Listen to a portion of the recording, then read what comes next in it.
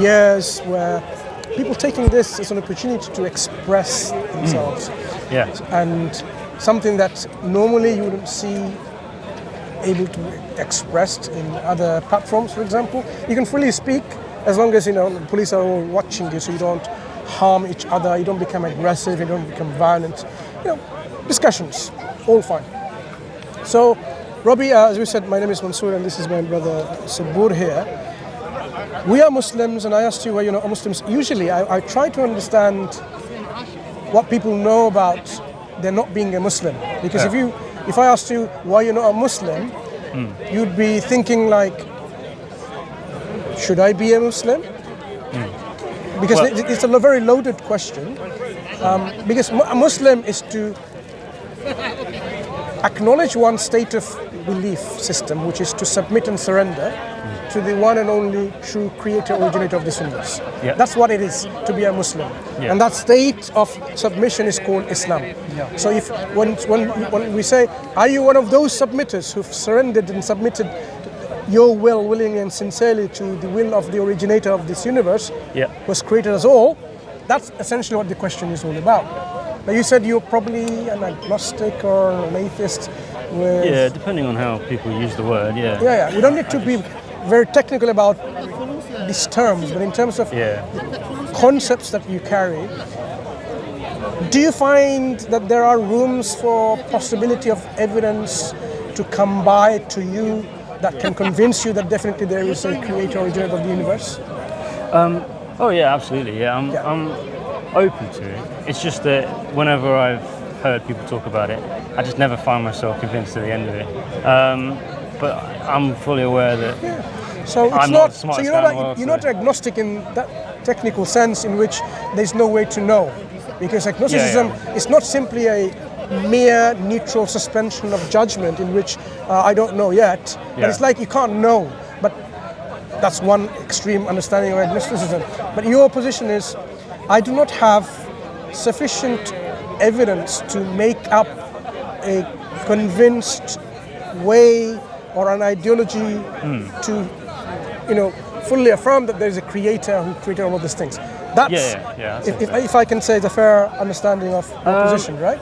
Yeah, I mean, it's difficult. I wouldn't necessarily say evidence, but it's more like I like to have good reasons for what I think, what I believe. Reasons to accept and affirm something. And I think that can come in the form of evidence, but can it come in the form of other things, like maybe is an argument evidence? I don't know. Sure. I see your point. So it has to be, at the end of the day, for you personally, convincing reasons. That's good. Reason that convinces you. Okay. So, shall we try to give you, as Muslims, from our paradigm, something for you to reflect on and see what, how you, assess whether these are reasonable enough to even take on board, to say, okay, let me think about it. Yeah. It's not going to take time. In just a few minutes, maybe 2-3 minutes, I can give you a reasonable formulation of what we consider is a way of showing there has to be an originator of this universe. Yeah, I mean, I'm specifically more interested in the God side of it rather than the Islam side of it. Because for me, I would want to... We'll start with this. Start with that anyway. Because once you establish an originator of the universe, then you narrow down into what concept of this originator is. Is it the Islamic one, the Christian one, the Hindu one? Because that person, he believes in Krishna devotee. There are various aspects of it. So he believes in he's a Krishna devotee, meaning he believes Krishna is essentially, the reality. Right. So let me give you about the something and nothing aspect, which is easy to grasp. Yep. You believe you and I are something, whether it's matter, space, whatever, because that's how we are able to speak. We're not non-existence.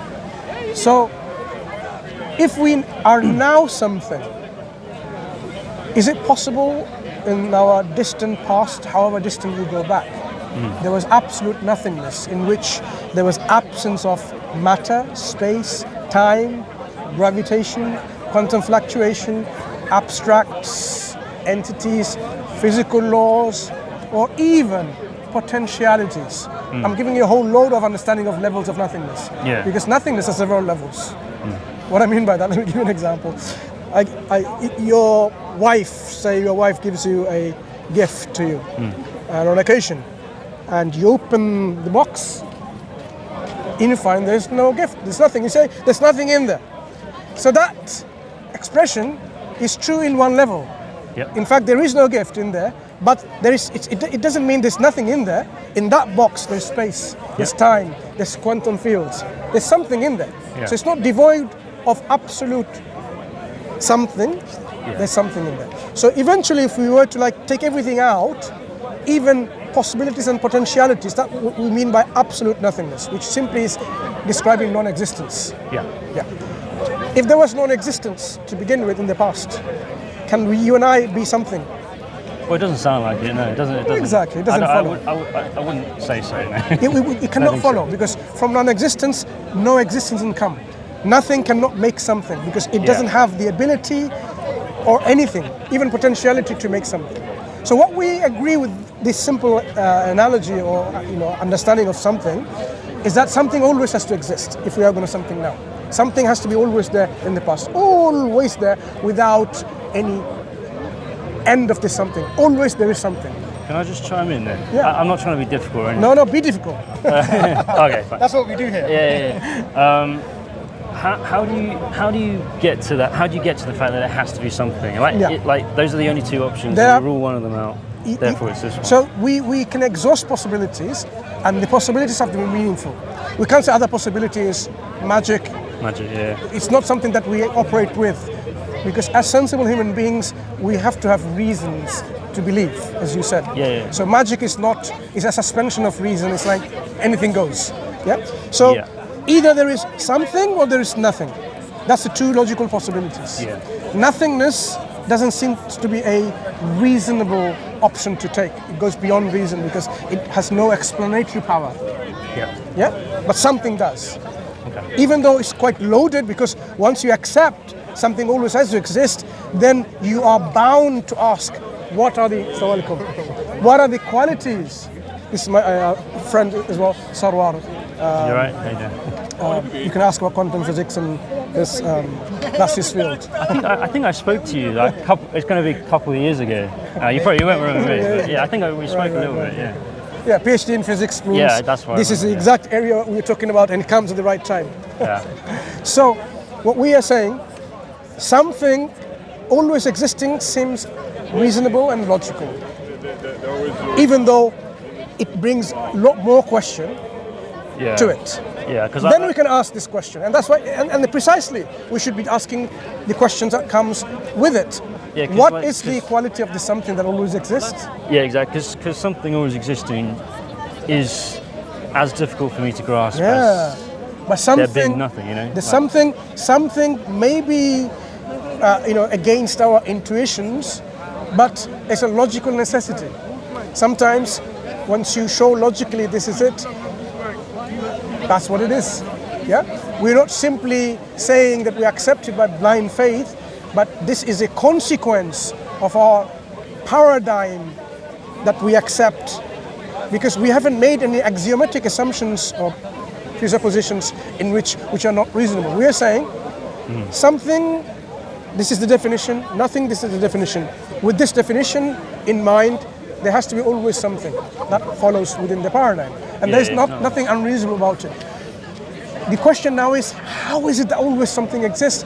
It could be mind-boggling, but the reality is there has to be, otherwise it cannot explain this something. So we say that something that always exists does have to have some necessary qualities. It has to have at least fundamentally three, if I were to reduce to these 3 or 4 qualities or attributes, otherwise this something will never arise here at this point. It will never be. One of those things is that something has to have self-awareness. Right. And I will explain each one in turn. It also has to have a will or a volition, an intent. And it has to have an ability. So let me give you a scenario example to illustrate what I mean by that. Say I want to prepare some dish in the restaurant, right? I'm working there in the restaurant. And the waiter comes with his or her piece of paper. This is the dish that you need to make, right? Puts it there, hangs it with like a magnetic thing. I can see it. Okay, pizza, margarita, and this and that. Whatever. If I were dead at that point, it's one option. If I was fully unconscious, sedated, would I be able to make this pizza? Of course not. No. Now suppose I was alive and I am self-aware, but I do not want to, I do not intend to, because I don't have a will. I just don't possess the will to do anything. Yeah. I won't be able to make it. I have to intend to assemble all these ingredients together to make it. Now suppose I have self-awareness. I also have the will, but I don't have the ability. You know what? My friends tied me together. My hands, my legs, my mouth, my eyes, everything. So I can't even instruct a robot to make it for me. I don't have the ability. So even if I was conscious, self-aware, I intended to make that pizza, I still can't make it because I don't have the ability. So this example illustrates to make a simple pizza, some of these qualities are necessary to make it manifest in reality. Okay. This something that we now observe is actually a manifestation or a transformation of something that wasn't as it is. We are transforming into this state.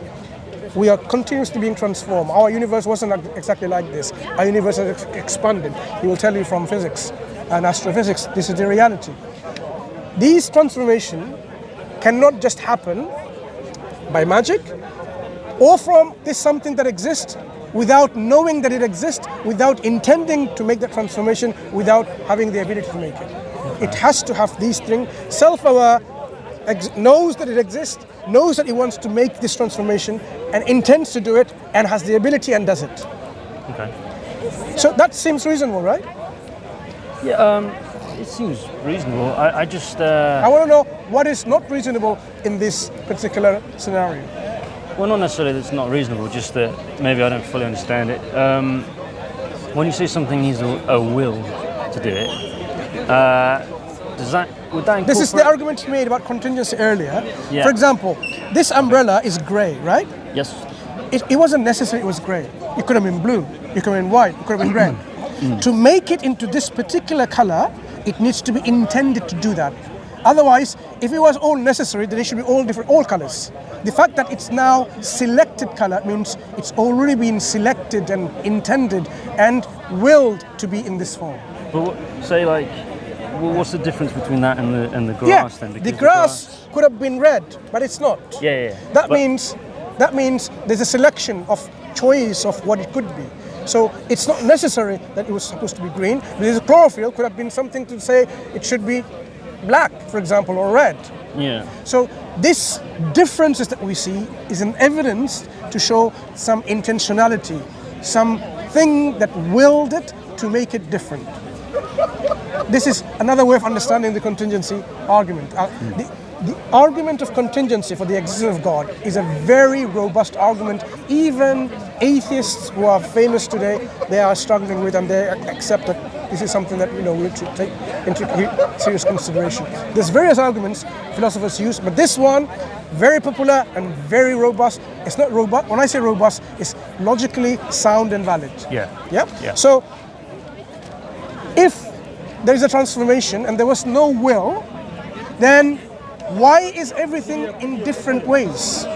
Because if it was just simply by accident, some people might say, look, it's just happened by accident without a will. Then why isn't it all the other colors, all the other forms and shape? Because it's just by accident.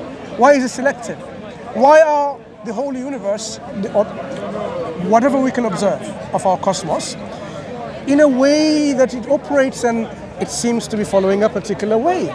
It seems like someone meaning something which is uniquely being one in absolute control. Otherwise, we can see this spin of the electron in a different way. The field is there, like the gravitational pulls today and not tomorrow. But it's not like this. There's a consistency in our physical laws in our universe. Yeah. So directing it to a particular way, not any other way, it's an evidence of intentionality and will for that way. Okay. Yeah, I just don't see the link between consistency and intentionality. That's what I'm kind of saying. Okay. So maybe you can explain that a bit further. So, you know, No, good. We're not saying it's easy to grasp just like that. We can clarify what we mean. Yeah. sorry, I forgot your name already. Robin. Robin. Yeah. So the contingency argument can be used to derive some attributes of God, including volition, will. But before that, just the idea of a necessary being. Do you agree with that? What do you mean? Do I agree with it? Like Necessary existence. So what a necessary existence. So what Mansur was speaking about earlier is that all things are here limited. yeah. Going back, you can't have nothing. There must have been something that was one and absolute, which is why we're here today. It's just a Like difficult one. magic. So Pardon? if that was not the case, then it would be like magic. I mean, something is Magic, popping yeah. up. Something has to eventually be grounded on some explanation. This is called grounding. Everything, limited things and finite things which are dependent. For example, I am not independent and self-sufficient. If I stop breathing, I will die. If I don't eat food or eat drink, I would die. I'm dependent on so many things. So everything within this whole set of our reality is dependent. That whole set cannot be depending on itself. It has to depend on something that is not dependent. No, yeah, I get that. It's just But intentionally point you are saying that what's the link between consistency and intentionality. So here you can say that think of your routine, daily routine. yeah. Yeah, so sometimes it may happen that the calf is falling from your hand and it's broken by accident. Right. There's no intentionality of yours involved here. Yeah. Yeah. But the point is that when you maintain a routine, daily routine, I woke up like this and do walk these walks. So this is consistently you're maintaining. So this is not accident. When you are maintaining a routine, Yeah. or when you are paddling cycle, suppose, then you are consistently maintaining speed and direction. Yeah. So here you can distinguish between the scenario of involvement of intention and pure unintentional, unconscious accident, like dropping a cup, and you consistently, consciously, you are willing or choosing a particular way of routine or paddling a cycle or directing. Yeah. So here comes, if you remove the element of will and maintaining the capability to maintain the consistency, there requires certain level of consciousness about the road and the cycle and the paddling, everything. So awareness and will, if you remove them from your capability, then everything will be accident, and there would be nothing to prevent further accident. Like this grass should turn into yellow right now. I mean, everything can be accident. So to prevent further accidents, you have to maintain consistently that no other accident happens. So that's why you need will and volition to maintain something. Let's make it a bit more easier. He spoke earlier about order. Do you agree that the world is really well organized and ordered? There's a level of design. Yeah, in some aspects, definitely. Yeah. So currently, right now, you have billions of neurons, and they transmit information. You have organs that function well as a whole. Yeah. Your DNA in every single one of your cells is 6 billion letters. And this is not just jargon. This is information that can be used to generate functionality and novelty. Yeah. So all of this, I'm sure you've looked into some of the things that I'm speaking about. There's loads of documentaries on this and people speaking about it. So the genetic code and the power, the organizing principles that we have. All of this calls out for a designer, an organizer. What would you say to that? I don't know. Are you looking at the fact that it's complex and pointing that to the fact that there must be a designer behind it? I'm looking at two different things. I'm looking at complexity and the fact that it's done in a particular way. Okay. So for example, those leaves on the lawn there, they are in the park there, they are complex. However, if they write ROBIN, yeah, that's complex by specified information. Sure. Yeah. So that is not something you could say is an accident. If you were walking past and you saw, you'd say maybe someone knows me and they It did doesn't this. only say ROBIN, it says ROBIN space IS space NICE space MAN. Nice dot. man. Exactly. And you know what's so interesting? Just down the road we have the British That won't be Library. accident. Right? We have the British Library. All the information in the British Library, which goes back to the ancient times, Yeah. even till all the books which are being published today are being sent there. That is still a drop in the ocean compared to the information in your body. Yeah. So from the perspective of just biology, because physics itself is an amazing miracle in terms of how far we are from the sun and the way that we're in this beautiful zone in which we survive and thrive. Yeah. But all of this calls out to design. Yeah. Well, so you said there's two things: complexity and order. Whatever. It being specified. Specificity. So can I tackle them individually? I guess. Complexity. I don't see again. Like I said before, I guess I don't see the link between complexity and design. Like if I'm looking at something and working out whether it's design, I might not look at the complexity of it. I'll probably look at the fact that, I don't know an example, but like I know that there's a designer in other ways. Like, I've seen other objects that are the same. They look the same. And we know that people have designed them in factories and things like that, and people going up on stage and claiming they've made an iPhone and stuff like that. So we know other iPhones are designed and stuff like that. I think for me the way that I work out whether something's designed is by being able to look at the designer.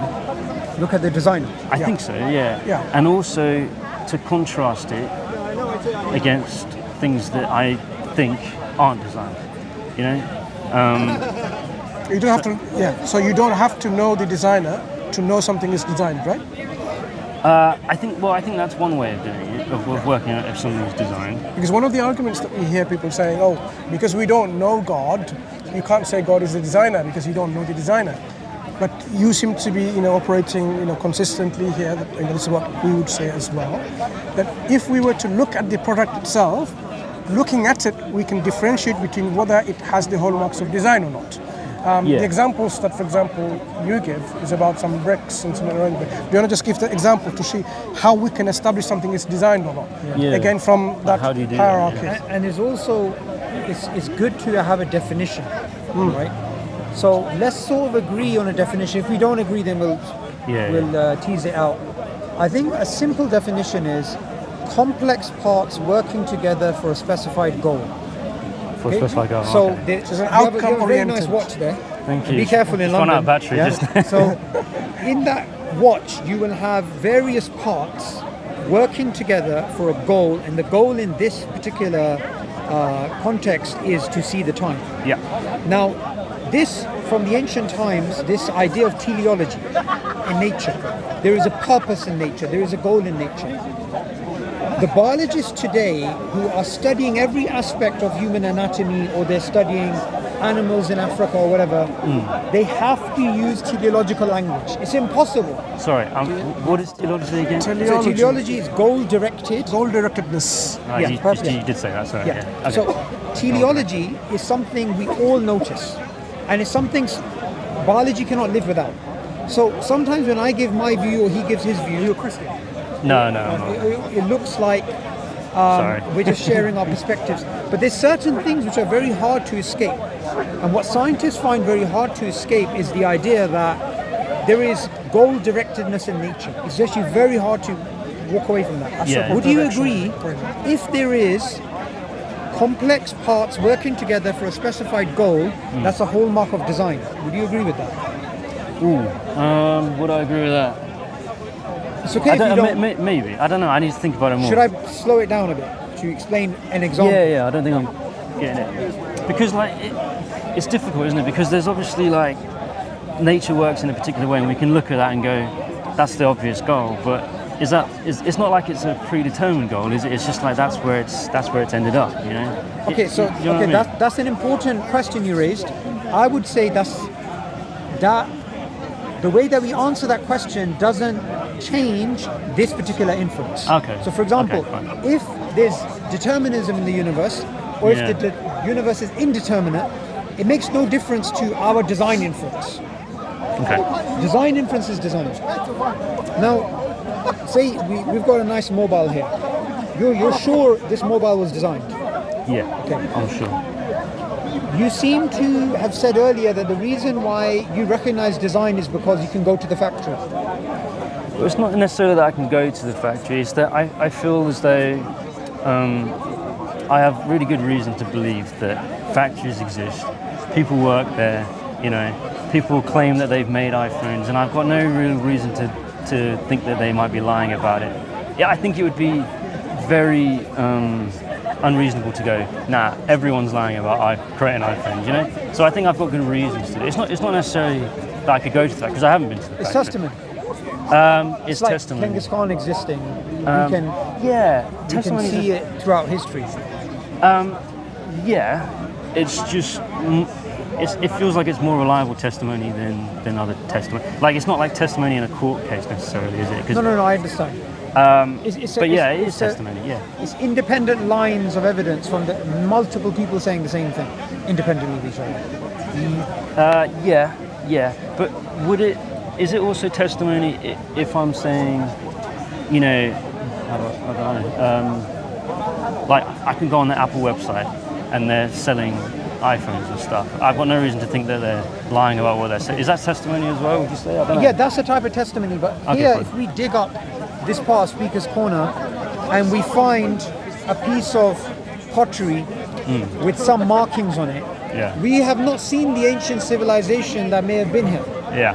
But we can infer, because it's a complex object with a particular goal, in this particular case carrying wheat or whatever it is, we can say this is a hallmark of design. Oh, because of the fact it's got a goal. So when it comes down to the human body, when it comes down to the way that it works together as a whole system, our cells, they communicate with the outside world. There's a way that they take the environment and they change even their own DNA according to the way that the world is functioning. All of this calls out for intelligence, for design, for purpose, for agency.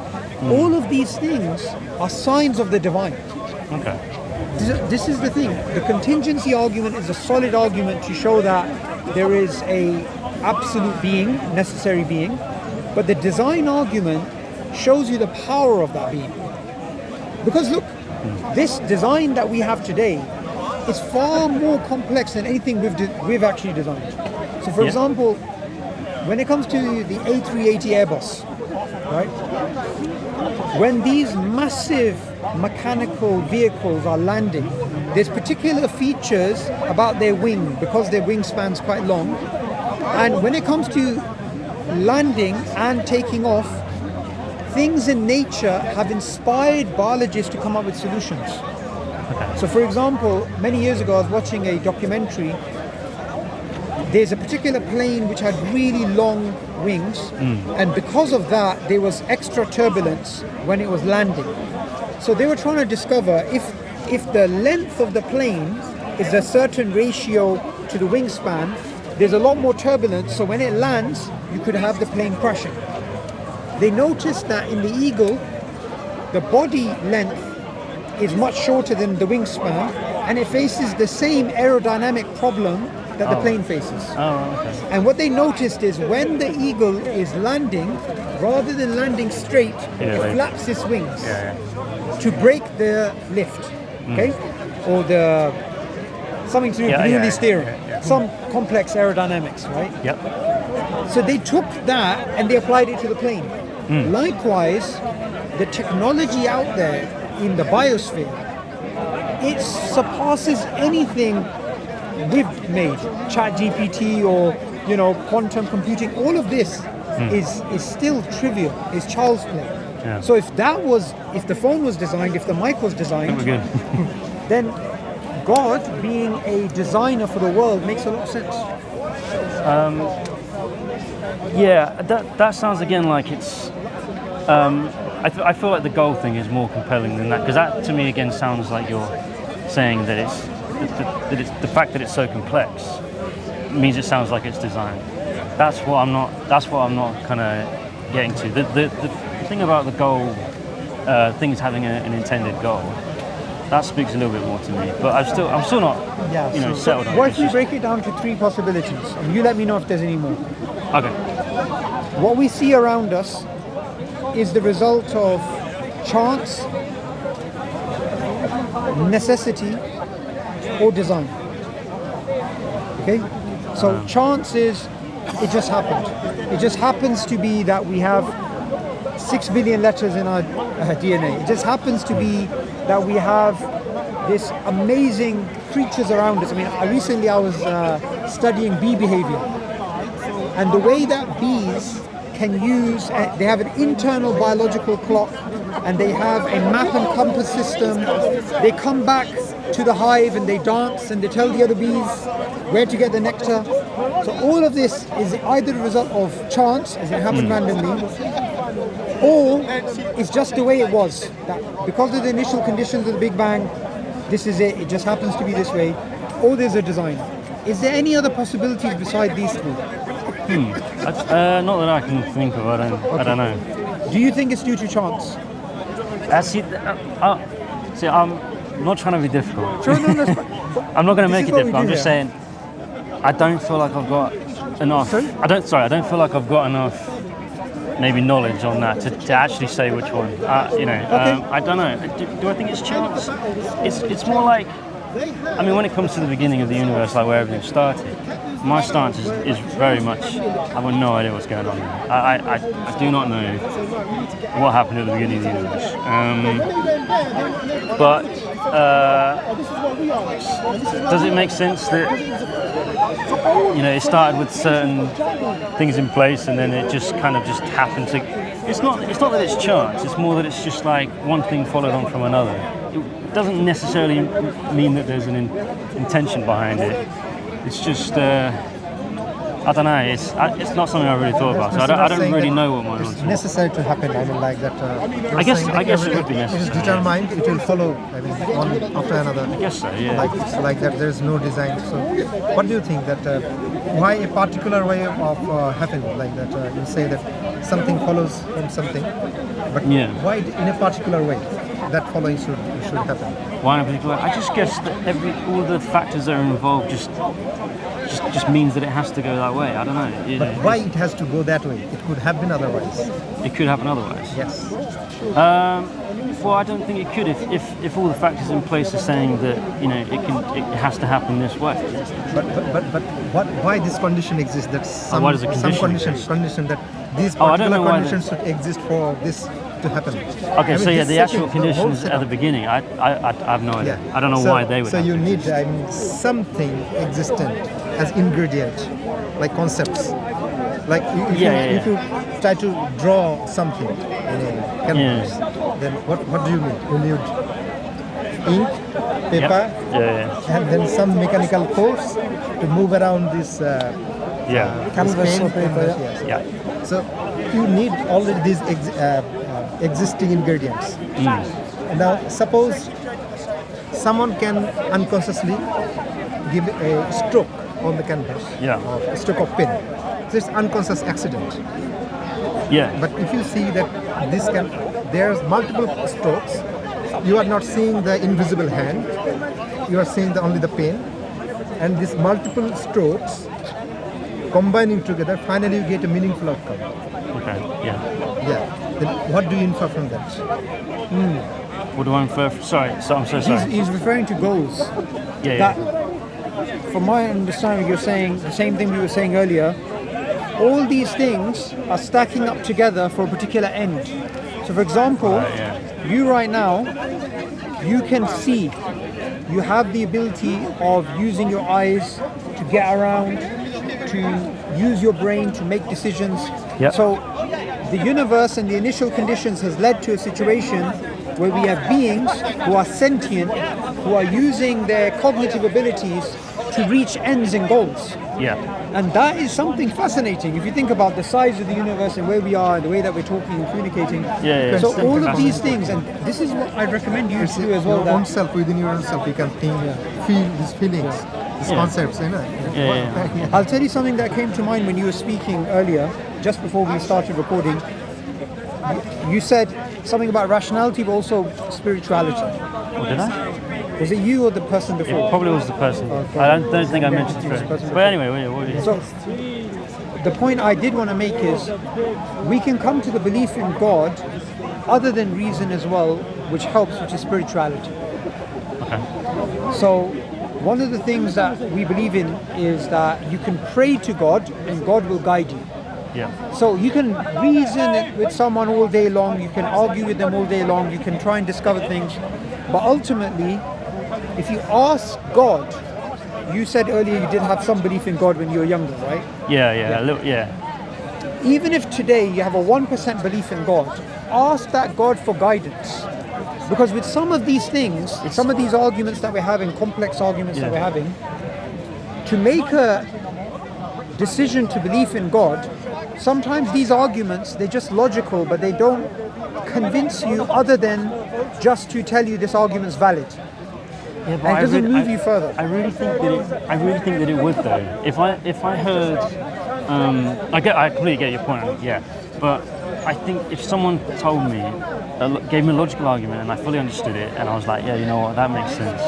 I really think that would have a massive effect on me. And I struggle with the, pray to, ask God for guidance. Because I'm just like I don't know I don't know what to do. You say it's like You pray in your heart. yeah, but I don't I don't know what that means. Do you because acknowledge that possibility? That there is a possibility that God may exist. Do you acknowledge this possibility? Absolutely, yeah, but use this possibility. But only in like a Logical possibility. Yeah. Like I can't rule it out. I can't say So what God they're doesn't saying, exist or anything. if there's a logical possibility that God exists, even though we have given arguments to demonstrate that God does exist logically, but from your stance, then what our friend Sabur here is saying, that just reach out to God and say, whatever you are, God in reality, the originator of this reality, give me the clarity and understanding to know you.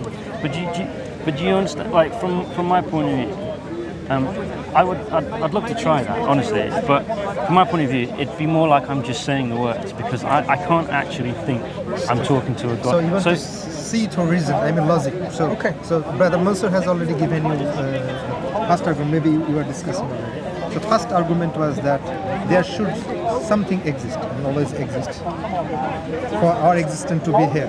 Otherwise, it would be magic. So, where is the gap in this logic? Do you follow this logic? That something has to exist. Always exist. Always exist. Eternally. Another possibility. Suppose I'm giving another possibility that maybe there's some kind of new nothing from where something can come. There's some kind of New kind of nothing. New meaning of nothing. new meaning. Oh right, okay. Yeah. fine. So Oh, there- you may yeah. say that okay, maybe I do not know. Maybe there is some kind of new nothing from where something can come. No, I'm not saying that. It's Okay, like so- the absence so no of problem. anything. So Like, then, kind of what you were then saying. that nothing would be something other than our conceived nothing. So that is Yeah. itself a thing. So in no way around you can get this removed from your reasoning chain. So you have to finally land there. Otherwise, you cannot evade it anyway.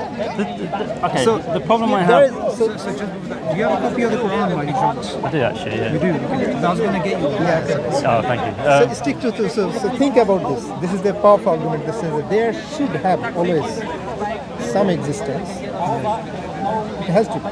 Otherwise, we are not. Yeah. So you are feeling yourself awake and seeing the world around. That means that there was some existence. There is some existence, always existing. That means otherwise it cannot have other meanings. Yes. Okay. Let's give me some points to understand what I mean by the qualities of that existence. That existence always exists. Not only has the potential to exist, but is necessary to exist. Because if it wasn't necessary, then just a potential, then there would be no, maybe it would not even exist. The fact that it exists, you and I exist, it was necessary for it to exist. So the existence is necessary. You can't just say it could not exist, it has to exist. The fact that you and I exist, now it solidifies it. Okay? There has to be that existence, which is absolutely necessary. If something necessarily exists, they are not acquiring qualities of, like, say, power and will and ability or knowledge and things like this, because there was nothing else beyond. This is the necessary existence. This is possessed inherently, intrinsically. So it comes with your necessary existence. Intrinsically, these qualities of what we are describing. Because if I say, okay, where did the will come from in that necessary existence? There was no one to give that will. But the will is necessary to explain our universe, our cosmos. So the will exists, so the existence must be necessary, not contingent to God. These are necessary qualities of these things. Think about your own qualities, like your ability to intend, ability to be conscious about yourself and the all around, and your other capabilities like knowledge and this thing, information. Yeah. So these abilities of yours should not be like that. They have popped up from nowhere. I mean, it cannot be like that. No. So all your abilities, all the colors, all the concept of this universe should have its grounding on that existence that has been always there. So I guess my problem is when you're talking about and I'm sorry if you've explained this already. My problem is you're ruling out the fact that something can come from nothing because it doesn't make sense. Rational sense. And I think you cannot evade it in any other possibility. I have given you another way, but that lands in. And it doesn't make sense to me. I'm like, I'm with you. Yes. But it feels like the other possibility then is that there's something there that's always existed. Logical necessity. And I think you've got a problem there of something being eternal. And to me, that doesn't make any logical sense. I don't understand how that can work. In the same way as I don't understand. What you're saying is you're struggling to say, how can something exist always? Yeah. That's your struggle to understand this. But it's not your logical reasoning here at all. It's how to accept the consequences of that thing that exists always. Yeah. You're struggling to. It's more that. Imagine now, once I accept that you are, say, the prince of this country, right? Really the monarch, right? Yeah. I mean, I can just keep on saying, but how can you be? I mean, but you're Robin. But the reality is you are. So no, that's not that. Yeah. So the reality is something logically has to exist always. No, I get what you mean. But what I meant. How can it be eternal? You are saying that beyond time. I'm saying that the same reasons that I would rule out that something can come from nothing. Yes. There's logically inconsistent would be the same reasons as that I would probably rule out the fact that something can be. What's the logic there? What's the logic that something can exist? Think of this like you have different system in this world, even in the contingent world. Things which we can see, objects, and those are bound by laws, natural laws, the sun, moon, and the ground, everything. But these systems have their own timeline, lifetime, and you can see the variation of lifetime. You can conceive this, that it is not necessary that something always had to be of short life or within a certain specific lifetime or within time bound. It is not the case. So there is nothing to prevent something from being above time. When you say the above time, when you say it's above time. Above time. Let's break it down simple. Yeah. This is an umbrella. Yeah. When it's raining, I want to give it to my brother Sabur here. I want to just give it to him, right? Use it, right? Oh, but before that, what if there were infinite number of people in front of me? Can I give this umbrella by passing an infinite number of people and then he has it? I would say no. You can't give it to him. You can't? Yeah. Okay. So the action of the umbrella reaching to your hand, if that happened, would that demonstrate that there was infinite number of people or there was a finite number? That would demonstrate there's a finite number. Finite. Yeah. You and I now exist. But that makes sense to me. Yeah. You and I exist. Yeah. If we had infinite number of causes just going by without an end, Yeah. you and I would not exist. This action would not exist. The causes eventually has to end somewhere. That end of that something Yeah, but is called the first cause. But doesn't the first cause that's eternal have the same problems of What's the problem? infinite regress? No, what's that you're talking the first problem? The first cause is something that is necessary. It's based on the principle of sufficient reason, PSR. But why doesn't it have a? So this first cause doesn't need externally because it by itself is not composed of anything. It's not a complexity in the sense that it's a composition. This is the ultimate explanation. When you have an explanation, you don't need an explanation for that explanation. We go by in science by finding out what's the reason and look for an explanation. Yeah. Forensic science, normal biological science, physical science, explanation. Once we know the explanation, we don't need to look for an explanation for that explanation. That's why we stop at the sufficient explanation, principle of sufficient reason. Once we arrive at the first cause, that first cause, what we say by necessity, has to have all of these qualities. So it will not have any deficiencies of, oh, it needs to have this, otherwise it will be limited and dependent and finite and all the deficiencies. We are saying this will be an absolute thing. Everything else is finite, yeah, dependent. But that first cause will be absolute. Absolute meaning no deficiencies, nothing at all. So all of the qualities of perfection has to be known by necessity. That's the only conceivable, reasonable option that logic can bring, can accept. Because if you say, oh, that thing lacks something like, for example, power, then it's not an absolute thing. That means if it has a lack of power, what lacks it? What controls it? What reduces it? What restricts it? Something other than itself. So we now go beyond that thing, the first cause, which is now deficient, and go something else which is greater than that. You can go back greater, eventually find the greatest. Yeah. Beyond that, there will be nothing greater than that. And that's why in Islam, one thing will be surprisingly, you hear this phrase called Allahu Akbar. Have you heard of it? Allahu Akbar. God is great. God is greater. Greater. Oh. Right. So how this is phrased, rather than God is greatest, is the fact that whatever you imagine, God is greater than that. Whatever being that you can conceive, more greater, God is greater than that. All right. Okay. Yeah. This is to illustrate the point that originator of this universe is greater than you can ever imagine in any way, shape or form. In perfection, in absoluteness, greater than anything. Yeah. So that is what we're talking about, is the first cause, which has to be necessarily that first cause with that attributes and qualities. It's a logical necessity. Anything else, anywhere else, you bring deficiencies, you cannot explain us in this reality.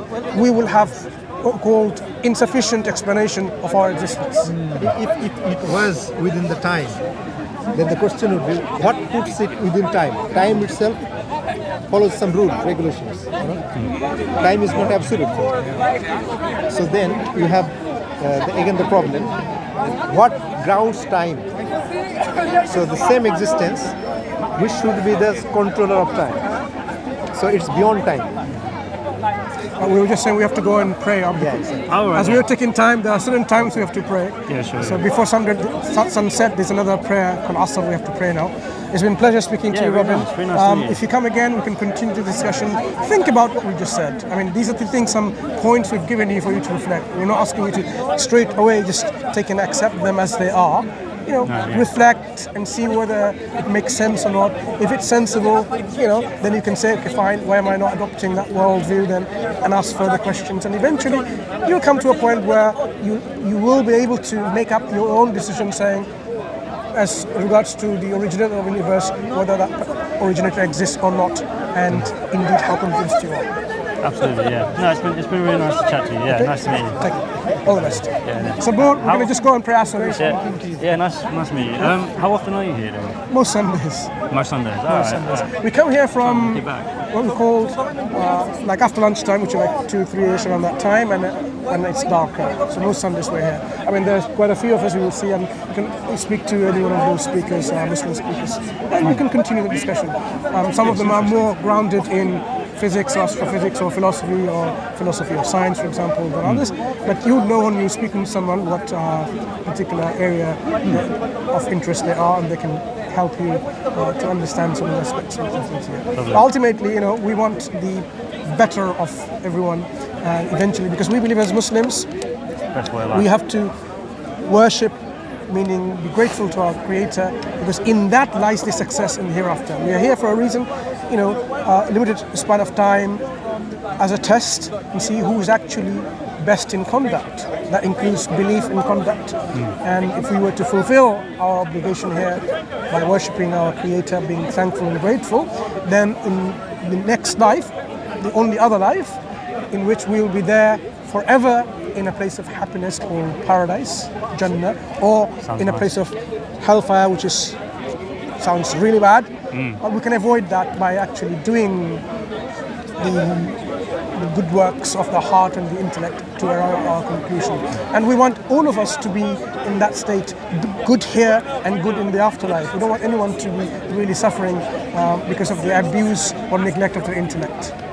Absolutely. I agree with what you're doing. Like, if you think people are going to benefit and go to heaven by what you say, or go to hell if you don't talk, I think absolutely you should just try and get your message out to as many people as you can. Right? Just sharing the message. People make their own choices. As Muslims, we believe that as a human, you can excel once you connect to your God, your Lord, your Creator, because He has given you all the qualities which you consider best or good qualities. So if you follow out of your gratitude being appreciative and grateful is itself a good quality. So then if you connect to your God, to your Creator through this quality, then your other excellent qualities will flourish, and then you will excel and land up in the place you are meant to be, the heaven. Not the sounds hell. nice. Nice talking to you. Yeah, very nice to meet you. And you. Hopefully I'll see you again. Well, thank you for that. Thank you.